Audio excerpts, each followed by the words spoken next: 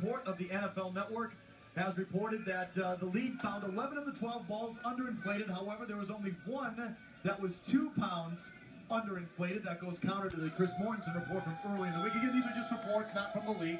But this is from the NFL Network and Ian Rappaport, NFL.com. 11 of the 12 were underinflated, but only one was 2 pounds under. He had 3 or 4 balls in that 1 pound range and 3 or 4 just a tick under. Also, the ball attendant that went to the bathroom, he went in for 98 seconds, Stan Copen, not 90, 98 seconds. Maybe number 2. He was elderly. Okay?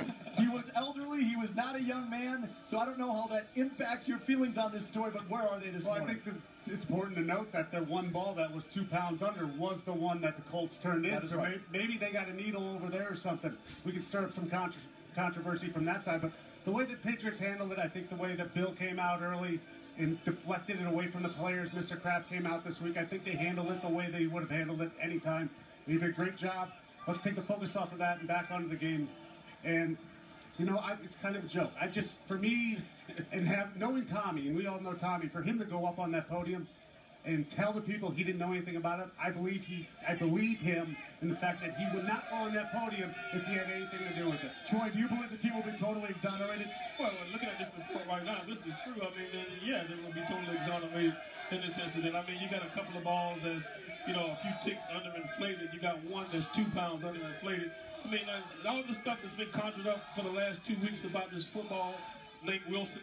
I mean, it's ridiculous that we had to focus on this so much. We had so much to talk about with the head coaches, the players involved in this football game, the matchup, the defenses, and we had to talk about this all week long because of some false reporting or some footballs jacked up by the Indianapolis Colts by themselves and turned into the league to test 2 pounds underweight.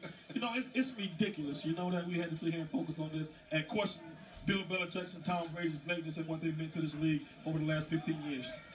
What do you think, Todd? I mean, I think it's ridiculous because not only are you questioning what's going on now, you start to hear them questioning about the whole history of those two guys together for the last 15 years. So you sitting there telling me that Troy Brown wouldn't have caught as many balls as he caught if the ball wasn't deflated?